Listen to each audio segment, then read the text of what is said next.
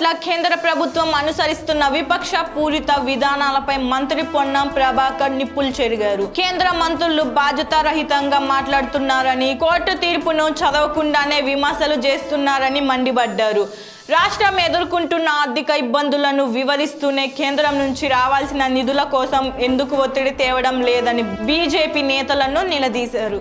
మేము వ్యక్తిగతంగా అక్కడ ఎవరికి వ్యతిరేకం కాదు. ఆ హైకోర్టు, సుప్రీంకోర్టుల తీర్పు ప్రకారంగా ఆ స్థలం ప్రభుత్వంది అని చెప్పిన తర్వాత అక్కడ ఉన్నటువంటి భూమి అందులో అక్రమంగా ఉన్నటువంటి వాళ్ళని మాత్రమే తొలగించే ప్రయత్నం చేస్తారు. అది అందుకు సంబంధించిన కోర్టు తీర్పు పేపర్లను సదరు గౌరవ కేంద్ర మంత్రికి పంపిస్తాం. రాజకీయపరమైన ఆరోపణలు చేసేటప్పుడు కొంత బాధ్యతగా చేయాల్సిన అవసరం ఉంటుంది. నేను వారికి ఆ విషయం పట్ల పూర్తిగా అవగాహన లేకుండొచ్చు. నేను ఖమ్మం జిల్లా కలెక్టర్ కూడా కోరుతా ఉన్నా. దానికి సంబంధించిన ఒక నివేదిక, కోర్టు తీర్పు, ఒక బ్రీఫ్ నోటును గౌరవ మంత్రి గారికి పంపిస్తే వారికి దాని పట్ల అవగాహన. రైతు భరోసా కూడా ఎప్పుడు ఇస్తారు అని బండి సంజయ్ ప్రశ్నిస్తున్నారు. మున్సిపల్ కేంద్రం నుంచి అనేకమైన అంశాలు, ముఖ్యంగా రాష్ట్రము ఆర్థికంగా అనేక ఇబ్బందుల్లో ఉన్న మాట తెలుసు.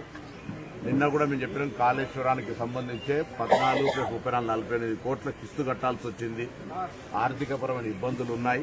ఇటువంటి పరిస్థితుల్లో 2 బడ్జెట్లో కేంద్రం నుంచి నిధులు ఇవ్వలేదు. ఫెడరల్ సిస్టంలో ఇది తెలంగాణ అతి చిన్న వయసు గల రాష్ట్రము. ఆర్థికపరమైన ఇబ్బందులు ఉన్నాయి.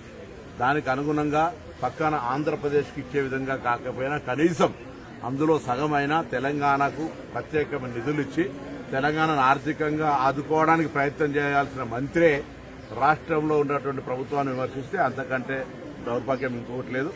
తెలంగాణ మీద వివక్షపూరితంగా కక్ష సాధింపుగా వ్యవహరిస్తున్నటువంటి బీజేపీ తీరు ముందు ప్రజలకు జవాబు చెప్పాలి. తెలంగాణకు మనం కట్టే పన్నులు వస్తున్నటువంటి విధానం తెలియజెప్పాలి. తెలంగాణకు వీలైతే కేంద్రం మీద ఒత్తిడి తెచ్చి నిధులు తీసుకురావడానికి ప్రయత్నం చేయాలని మంత్రి గారు కోరుతాం. భరోసా ఇస్తున్నామా? భరోసాతో పాటుగా మేము ఎన్నికలకు సంబంధించిన ఏది కూడా విఫలం కాకుండా చేసే ప్రయత్నం చేస్తాం. కవిత మీద అనేక ఆరోపణలు చేశారు. లిక్కర్ ఇష్యూలో ఆమె క్లీన్ చీట్ అంటూ కూడా తీర్పు వచ్చింది. కోర్టు తీర్పును ఎవరైనా గౌరవించాల్సిందే. అక్కడ ఢిల్లీలో కేజ్రీవాల్, ఇక్కడ వీళ్ళు దానికి సంబంధించిన తీర్పు ఒకసారి చూసిన తర్వాత మాట్లాడదు. ఏది ఏమైనా రాజకీయ కక్ష సాధింపుల ధోరణిలో భారతీయ జనతా పార్టీ టాప్.